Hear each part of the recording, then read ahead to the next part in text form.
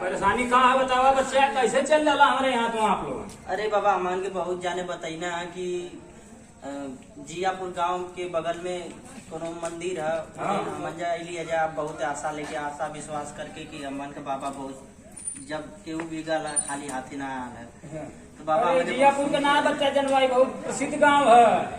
जियापुर तो गांव ऐसा है ना, गांव है जियापुर बसल मंगई के तीर, अन्न जल से भेद नहीं, शीतल रहे शरीर। बाबा हमान जा दोनों जाने बहुत परेशान है जा, 7-8 महीना से हम जा बहुत जगह देखा सुना वाली जा बाबा हमें बहुत परेशान है। ठीक ठीक बच्चा, कल्याण हो जाए, कल्याण हो जाए। जब आ गया बाबा के तो कल्याण हो जाए। हाँ बाबा बस अपने बाबा एगो काम करो। हाँ बाबा ठीक है, देख देते हैं। देख ला बाबा तनी मन की का दुख तकलीफ है, मुझे बड़ा परेशान है ये बाबा।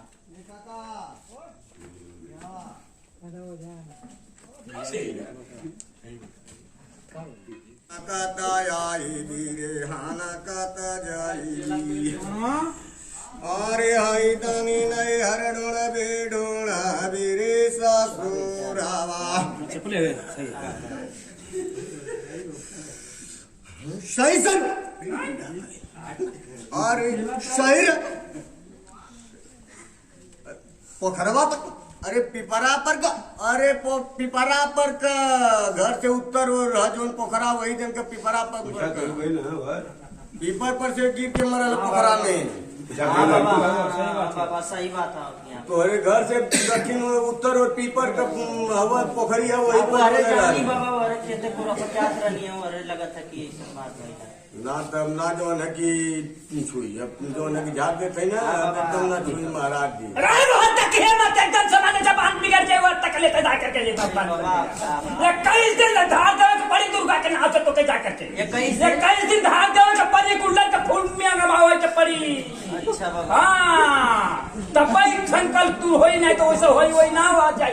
नहीं बाबा दुख हालत हम करबे करब बाबा, एकदम सब बंद हो जाए बचवा, सब बंद हो जाए, सब मन जब परेशान है। मोरी माया गाड़ी घर मारी मोरी ब्रह्मा के गोही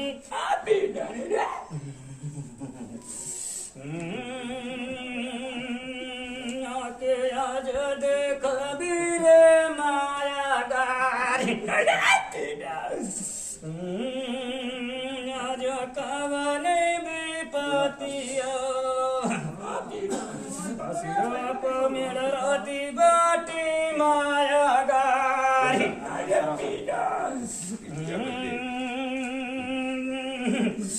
गाजा पी भूतनाथ तरकेश्वर पी ब्रह्म पी भैरव पी कीना बाबा पक्का बाबा दानी बाबा खपड़ बाबा और घर चल 12 महीना बैठ सी गाजा पी भूतनाथ तरकेश्वर पी ब्रह्म पी भैरव पी कीना बाबा पक्का बाबा दानी बाबा खप्पड़ बाबा और घर बाबा चंडी चल 12 महीना गरीबों को टोला में हंडी बम बम खुशी रहे हरदम जीने का ना आसम मरने के ना गटगट के बाद चिका चिक तो आलम कि आलम दयालम शंभू के काल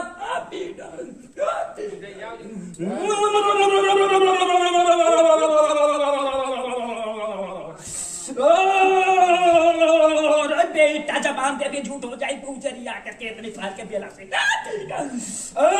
अरे माता जी लेकिन कबाली बन गई, दादा हर सुप्रम कैला के देव बगेला आकर के। अरे बिया बनाओ तो शरीर के अंदर जाके लोहा का भार उतारे, हड्डी हड्डी पोर पोर गाछे दादा कबाली बन गई।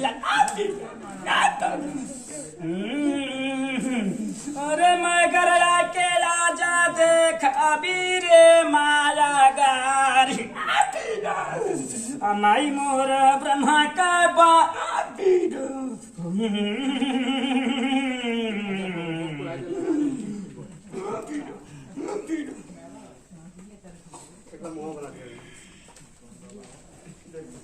ठीक हो जीवा बचवा, कुछ काम करे पड़ी। बाबा का आदेश होता बोला बाबा का धियंता पर के बतावत है।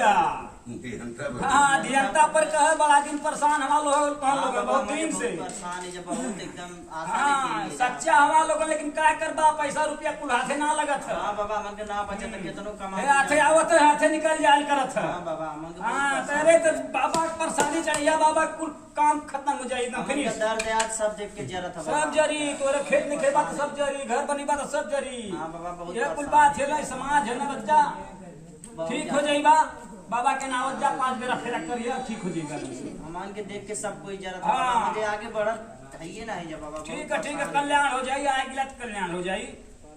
बाबा के माथा टेका कुछ दक्षिणा न चढ़ावा के बाद माला फेरा लो। हाँ बाबा ये सुधाकर अरे राम हो राम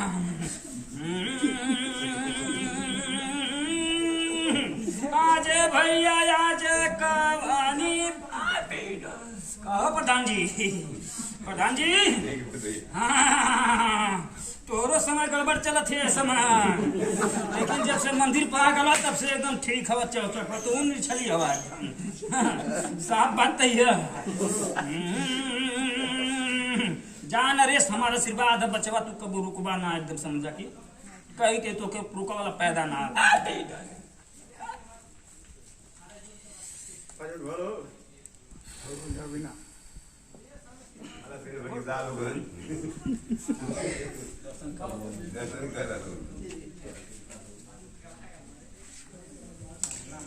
समय कम वक्त बोला चिलो झरवा दिए मोर प्रधान भैया तू तो आज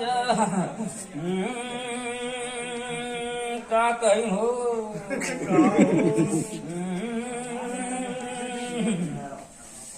अरे दादा अकबाली बन गई लेकिन आके बुढ़ोती का श्री भेद बिया बनाओ तो शरीर के अंदर जाके लोहा का भार उतारे हड्डी हड्डी पोर पोर गांछे दादा, लेकिन बन गया दमा खांसी बीमारी बुखार।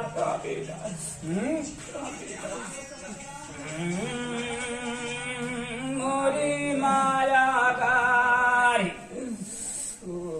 पालम दयालम शंभु के कालम खरखार खारम बजे नमरुनंदी बैल की सवारी सवारी गई गुर्रमन बिहारी कासिम हीरा पुकारे चंदाले सी गाजा पी भूतना तरकसे की भरत बाबा पदानी बाबा कपड़ा बाबा भर बाबा चंडी चल 12 महीना गरीबों को टोला नंदी बम बम खुशी रह हरदम जीने का नगम मरने का आशा गड्ढे के बासी का हो भैया के दैलस कौन बीमारी हो कौन बात तैयारी हो कौन करे बड़ी उपाय यहाँ भैया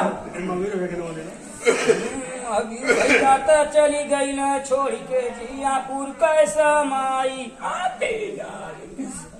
अरे बड़ा दिल ने गवाई हाँ